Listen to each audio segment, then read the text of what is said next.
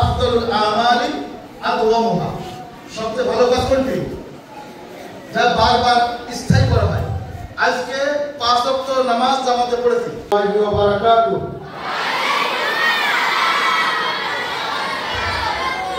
আলহামদুলিল্লাহি রাব্বিল আলামিন, ওয়াসসালাতু ওয়াসসালামু আলা আশরাফিল আমবিয়া ওয়া সাইয়্যিদিল মুরসালিন ওয়া আলা আলিহি ওয়া সাহবিহি আজমাইন। আল্লাহ সুবহানাহু ওয়া তাআলা এই পৃথিবীতে, সাময়িক এই দুনিয়াতে মুসাফিরখানা আমাদের জন্য, এই মুসাফিরখানায় লিয়াবলুয়াকুম আইয়ুকুম আহসানু আমালা, কে সুন্দরভাবে, চমৎকারভাবে, ভালোভাবে, উত্তম, সর্বোত্তম, সর্বশ্রেষ্ঠ, আকর্ষণীয়, জান্নাতের উপযোগী আমলকে করতে পারেন, এটি দেখার জন্যই আল্লাহ তাআলা আমাদেরকে এই পৃথিবীতে পাঠিয়েছেন। অতএব এই আমলের পরীক্ষা করার জন্য আল্লাহ তাআলা পাঠিয়েছেন। এই পরীক্ষার মাঝে এই পৃথিবীতে দুনিয়া মাজরাতুল আখিরাহ, আখিরাতের প্রস্তুতি ক্ষেত্র, কৃষি ক্ষেত্র। আখিরাতে কি হবে, জান্নাতে যেতে পারবো কি পারবো না, আল্লাহ সুবহানাহু ওয়া তাআলার কাছে চূড়ান্ত সফলতা অর্জিত হবে কিনা, এজন্য আমাদের এই পৃথিবীতে প্রস্তুতি জায়গা। আমরা নসিহত তো সবাই জানি, বিভিন্ন এই সমস্ত ডিভাইস হাতে থাকার কারণে অনেক নসিহত কিন্তু ইউটিউবে, ফেসবুকে, টুইটারে পাওয়া যায়। আর উস্তাদরা তো নসিহত করলেন, আমল করা কি হলো আসল বিষয়। আজ আল মারহালাতুল উলা, আল মারহালা আল ইবতিদাইয়া, গোটা পৃথিবীব্যাপী শিশু থেকে 5 পর্যন্ত হলো লেখাপড়ার প্রথম স্তর। এই প্রথম স্তর আমরা এখন শেষ হতে চলেছি। আমাকে লক্ষ্য করতে হবে এই স্তরে আমি কোন পর্যায়ে এসেছি। আমাদের উস্তাদগণ বললেন, হাতের লেখা সুন্দর থেকে শুরু করে ক্লাসের সর্বোচ্চ পড়ার প্রস্তুতি আমার সন্তান হচ্ছে কিনা। সূরা আসরের একটি তাফসীর সবাই জানার কথা, না জানলে আবার নতুন করে বলি। ওয়াল আসর ইন্নাল ইনসানা লাফি খুসর। আসর মানে কি? সময়, যুগ, তার মানে ইতিহাসের কসম। ইতিহাসের কসম আল্লাহ তাআলা, আমরা বলি না ইতিহাস থেকে শিক্ষা নিচ্ছি না।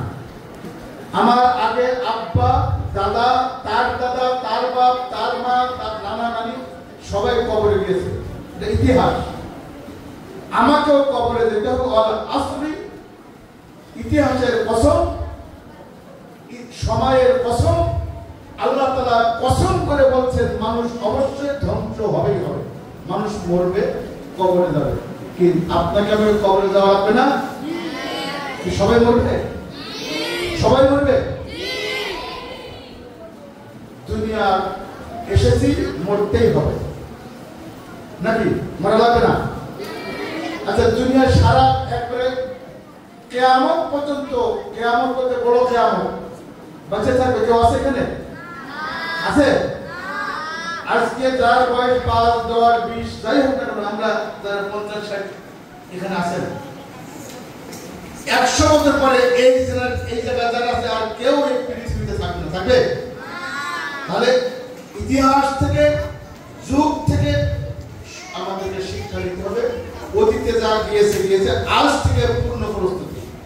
সেই আসরের তাফসীরে মুফাসসির কিরাম বিশেষ ইমাম শাফিঈ রাহিমাহুল্লাহ বললেন, আমি সূরা আসরের তাফসীর বুঝেছি একটি বাজারে যেয়ে দেখেন বড় আইসক্রিম বিক্রেতা, ফ্রিজ নেই কিন্তু আইসক্রিম সব গলে যাচ্ছে, বরফ গলে যায়।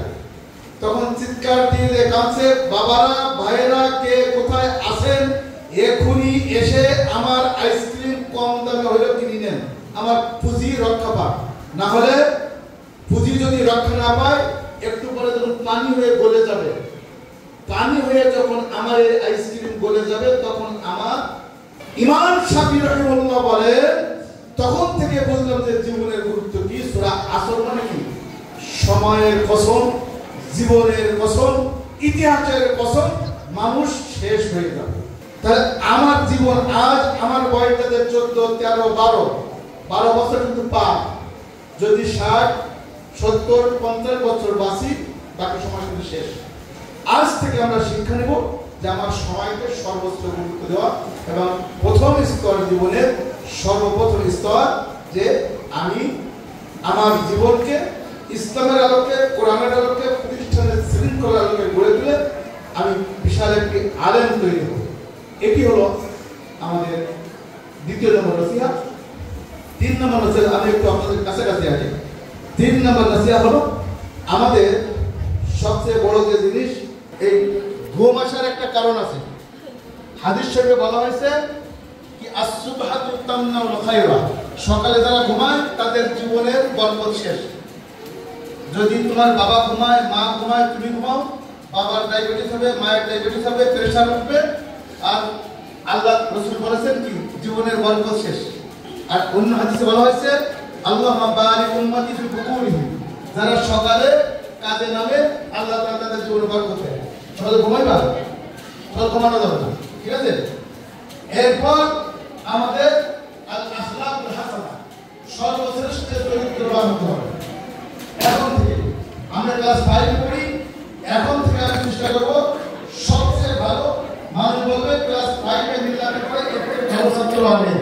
এই আমলদার, দিনদার, আমানতদার, সত্যবাদী, মানুষের উপকার করে, মারামারি করে না, ঝগড়া করে না, ফসাদ করে না, এগুলো না, ইনশাআল্লাহ। হ্যাঁ, ইনশাআল্লাহ। শুধু আমল করলেই হবে না, রেগুলার আফদালুল আমালি আদওয়ামুহা, সবচেয়ে ভালো কাজ কোনটি? যা বারবার স্থায়ী করা হয়। আজকে 5 ওয়াক্ত নামাজ জামাতে পড়েছি, আগামীকাল পড়লাম 2 ওয়াক্ত, হবে?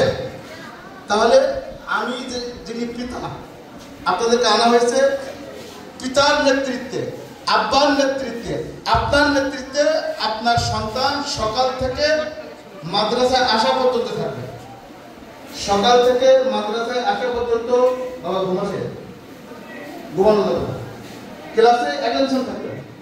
তাহলে ক্লাসে যদি আপনার সন্তানকে আপনি সর্বোচ্চ গুরুত্ব দেন, আপনার সন্তানকে যদি সর্বোচ্চ টার্গেট রাখেন, সকালে ভোর রাতে টার্গেট থাকবে আপনার এই সন্তান আপনার সাথে বিতরের নামাজ পড়বে। শেষ রাতে বিতরের নামাজ পড়িয়ে 2 রাকাত 4 রাকাত তাহাজ্জুদের অভ্যস্ত করে, তাহাজ্জুদের অভ্যস্ত করে বিতরের নামাজ পড়ে ফজরের জামাতে দিয়ে যান আপনার সন্তানকে। এরপর বাসায় এসে কোরআন তেলাওয়াত করে আপনি এবার নাস্তা করে ক্লাসে পাঠিয়ে দেন। শুরুতে যদি এমন করেন, এই সন্তান আমরা 4 নম্বর টার্গেট যেটি করেছি, ক্লাস শেষ হওয়ার সাথে সাথে আসর পর্যন্ত তাদেরকে রাখতে চাই আপনার সন্তানকে। রাজি আছেন সবাই? আসর পর্যন্ত রাখতে চাই, রাজি আছেন? বাবারা তোমরা সবাই রাজি আছো? ক্লাস শেষ হয় জোহরের আগে। ক্লাস শেষ হলে আমরা যদি চেষ্টা করি যে এই সন্তান সবাই এ ক্লাস পাবে, কি আমরা চেষ্টা করলে পারবো না? পারা যাবে? কে কে এ ক্লাস পাইতে চাও? এ ক্লাস পাইতে চাও কে কে? মাশাআল্লাহ, সবাই একটু ধরে হাত তোলো, ধরে হাত তোলো। তাহলে সবাই যদি এ ক্লাস পাইতে চায় তাহলে হাত নামা। যাদের বাড়ি বাসার কাছেই আছে তারা ছুটির পরে একটা টাইম পাবেন, প্রায় 1 থেকে 1.5 ঘন্টা সময়। জোহরের সালাত, দুপুরের খাবারের পরে ওই দিনের কঠিন সাবজেক্ট ইংলিশ, গণিত, আরবি, আইসিটি সহ গুরুত্বপূর্ণ সাবজেক্টগুলো আমরা সেখানে একবারে মুখস্থ করিয়ে শীট দিয়ে মুখস্থ করার ব্যবস্থা করা। যাদের বাসা দূরে তারা কি করবেন? তাদের জন্য আমরা হোস্টেল কর্তৃপক্ষকে বলে রেখেছি, তারা অবশ্যই আপনার সন্তানকে সন্তান সম্পদ, সন্তান বিপদ, মানব সম্পদ, মানব বিপদ, পরিবার সম্পদ, পরিবার বিপদ, আপনার পরিবারকে বিপদ থেকে মুক্ত করতে হবে, আপনার সন্তানকে বিপদ থেকে মুক্ত করতে হবে, আপনার সন্তানকে সম্পদে, মানব সম্পদে রূপান্তরিত করার জন্য দায়িত্ব কার? উস্তাদদের এবং আপনার। উস্তাদদের এবং আপনার। আমাদের কাছে মাত্র 5-6 ঘন্টা থাকে, বাকি ফুল টাইম থাকে আপনার কাছে। এই সন্তানকে আমরা আরো 2-1 ঘন্টা রেখে, 2-3 ঘন্টা রেখে তাকে ওই দিনের পড়া মুখস্থ করিয়ে পরীক্ষার উপযোগী করে আধা ঘন্টা ক্লাস, আধা ঘন্টা পরীক্ষা, এইভাবে নিয়ে বাসায় যেয়ে যেন তার টেনশন না থাকে। আসরের আগে নিয়ে যাবেন, আসরের জামাত পড়াবেন, আসর একটু মাগরিব খেলাধুলা করবে, মাগরিব পরে নাস্তা করে লেখাপড়া করাবেন। লেখাপড়া করে মানে সহজ সহজ সাবজেক্টগুলো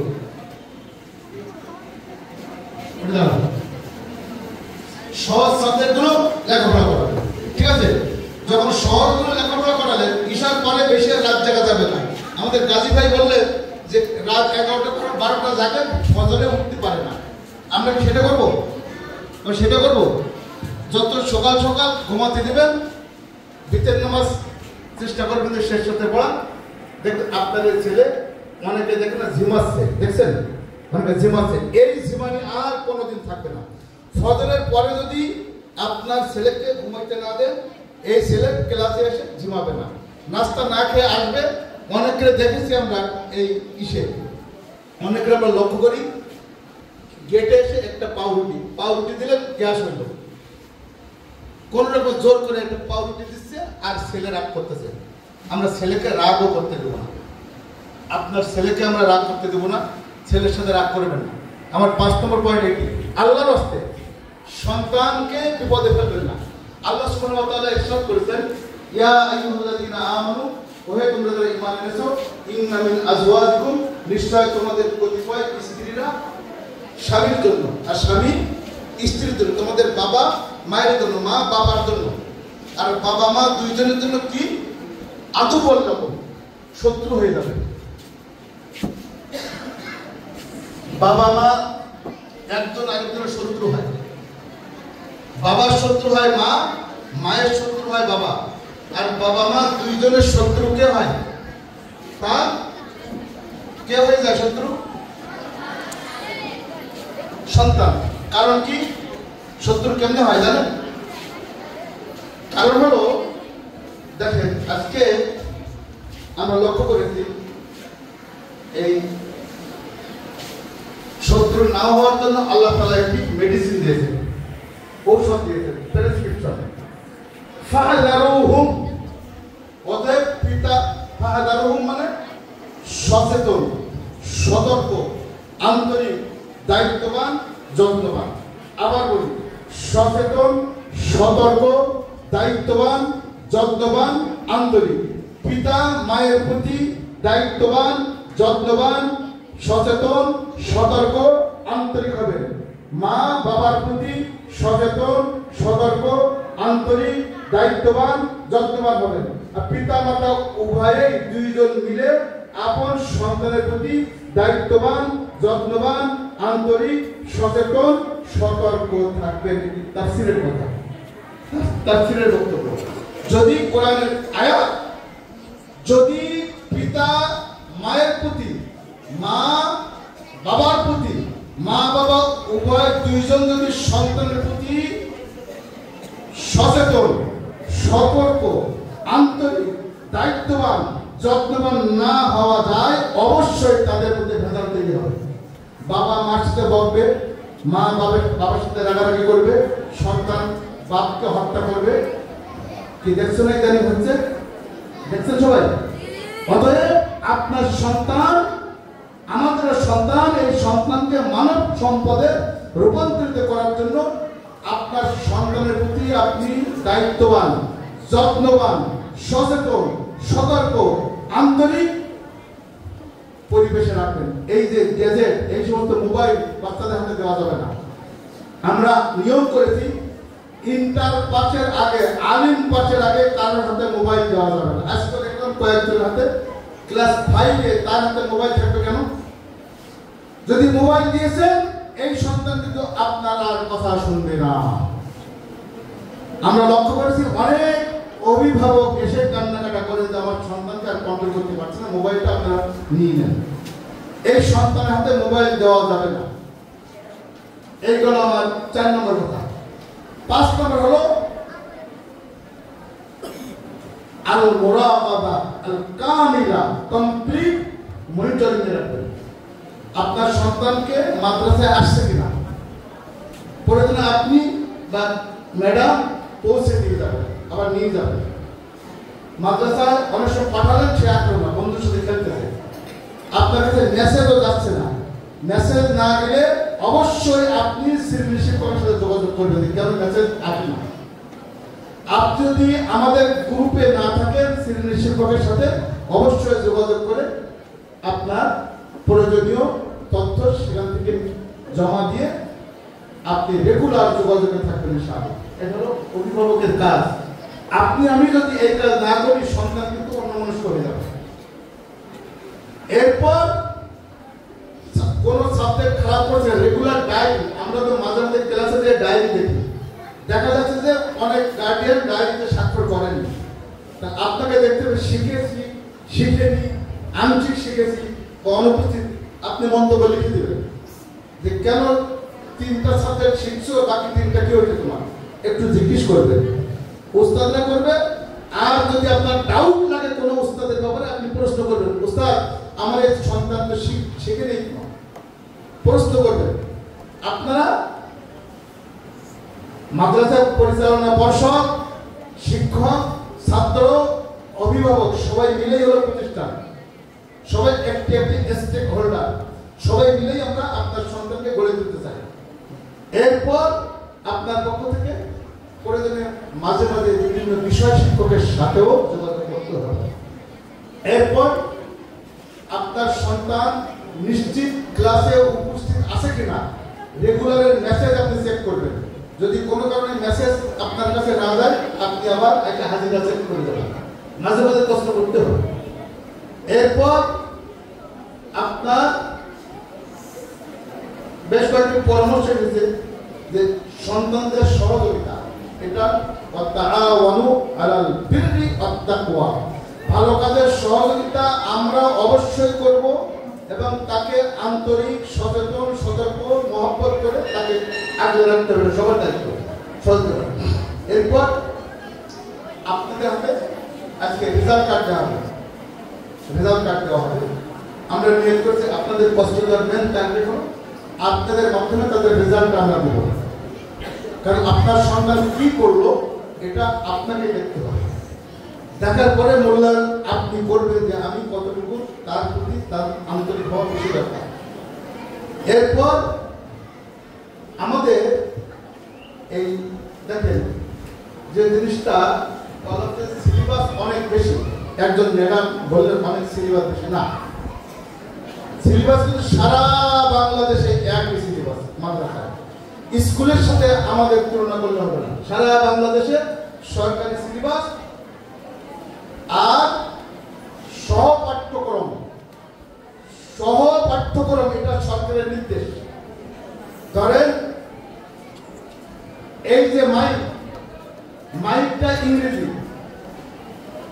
এর নাম আছে আবার মাইক্রোফোন, আবার বাংলায় বলি আমরা সাউন্ড, বা ধরেন ওরকে ধ্বনি যন্ত্র, আরবিতে বলা হয় মুসাউফিক, মুকাব্বিরা, কত নাম আছে। কিন্তু এই শব্দ সবই শিখতে হবে কেন, তার ব্রেনটা তাজা হওয়ার জন্য। ধরেন আরবি প্রথম পত্রে বা ইংলিশ সেকেন্ড পেপারে একটি সাবজেক্ট আছে, এটি পড়ার জন্য আমরা যখন পড়েছি, আপনারাও যখন পড়েছেন, তখন কিন্তু একই ক্যাটাগরির আরো কয়েকটি গ্রামার কেনা লাগে না? তা নাহলে আপনার এই সন্তানের বিবেক বুদ্ধি বাড়বে না।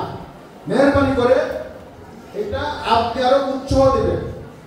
আর 5 নম্বর হলো যে এই উৎসাহের কাছাকাছি আপনাকে মনে রাখতে হবে তামিলুল মিল্লাত মাদ্রাসা সারা বিশ্বে একটি।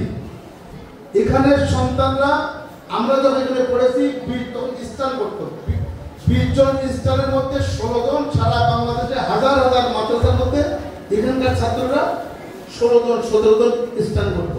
খেয়াল করছেন? এখনো এ প্লাস সারা দেশে যদি 10,000 12,000 পায়, 8,000 পায়, সারা বাংলাদেশের মধ্যে মিল্লাতের 3 শাখা। তার মানে কি, এই মানে আপনার সন্তানকে সর্বোচ্চ মানে গড়ে তোলার দায়িত্ব শিক্ষক এবং আপনি যৌথভাবে, এটা খেয়াল করতে হবে। এরপর ছেলেদেরকে উৎসাহ প্রদান, উৎসাহ প্রদান একটি ভালো একটি কাজ, উৎসাহ দিতে হবে, আপনার সন্তানকে উৎসাহ দিয়ে দিতে হবে।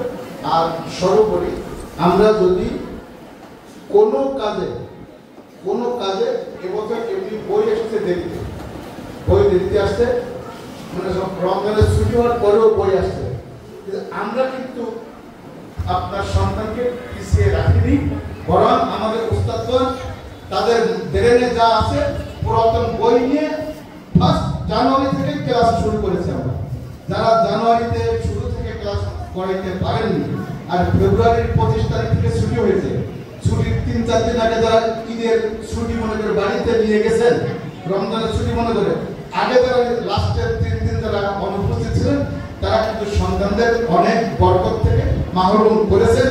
আল্লাহর রাস্তে তামিল মিল্লাতে চিন্তা করতে হবে, প্রথম দিন আমার সন্তান যাবে, লাস্টের দিন আমার সন্তান যাবে, এই চিন্তা যদি করেন। কিন্তু কিছু আছে অসুস্থ, তাদের ব্যাপারে সন্তানকে সহজে বিশ্বাস করা যায় না, কারণ সন্তানের হিসেবে জ্বর ছিল, এজন্য আপনারা সুপারিশ করে দেবেন। এই সন্তান অনেক সময় অনেক ওজন পেশ করে, শুধু সন্তান তো মানুষের মায়েরাও, আমরা দাখিল পরীক্ষার সময় যখন ফর্ম ফেলা আটকায়, মা যখন দরখাস্ত নিয়ে আসে কান্নাকাটা করে যে আমার সন্তান সমস্যা ছিল, 80% ক্লাস না করলে, 80% ক্লাস না করলে আমরা তাকে ফর্ম ফিল আপ করি না।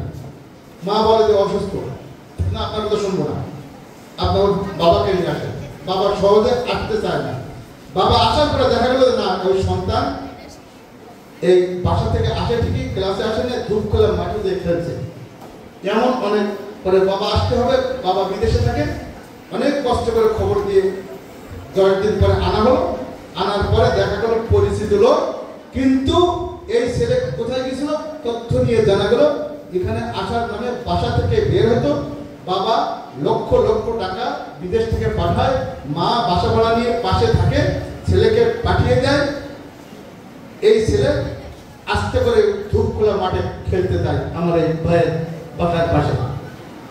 পরে কেমনি কি বলবেন, বাবাও কান্দে মাও কান্দে। এই মায়ের তো একটু দায়িত্ব ছিল যে রেগুলার যে মেসেজ যাচ্ছে না, অনুপস্থিত। এরপর ফার্স্ট সেমিস্টার পরীক্ষা গেল, টেস্ট গেল, টেস্ট গেল, মডেল টেস্ট গেল, কোন টেস্টে সে তার রেজাল্ট যাচ্ছে না, তার বার্তা দেখাচ্ছে না। এটা দায়িত্ব কিন্তু আমাদের।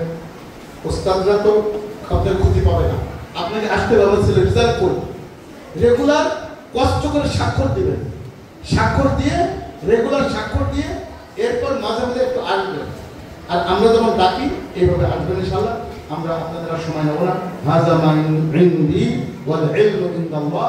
সবশেষে শুধু একটু অনুরোধ করব, সন্তান আপনার, আমাদেরও সন্তান, সন্তান সম্পদ, সন্তান বিপদ। এই সন্তানকে আদর্শ, সত্যবাদী, স্বচ্ছ, পরিচ্ছন্ন, আন্তরিক, যত্নবান, দায়িত্ববান সন্তানের প্রতি হয়ে আপনার সন্তানকে সর্বোচ্চ শিক্ষায় শিক্ষিত করে এই মিল্লাত মাদ্রাসার ছাত্ররা অতীতে বর্তমান পর্যন্ত বিশ্বের বড় বড় দেশে, জাতিসংঘ থেকে শুরু করে বিশ্বের বড় বড় দেশে সরকারি বেসরকারি পর্যায়ে, বাংলাদেশের সচিবালয়ের এডিশনাল সেক্রেটারি থেকে শুরু করে বড় বড় ইউনিভার্সিটি ভিসি, ডক্টর, ব্যারিস্টার সহ মিল্লাতের সম্পদ, মিল্লাতের থেকে উচ্চ ডিগ্রি নিয়ে দেশ, জাতি, উম্মার গুরুত্বপূর্ণ খেদমত করছে। আপনার এই সন্তান অবশ্যই পারবে ইনশাআল্লাহ। ইনশাআল্লাহ আসতে বললেন নাকি?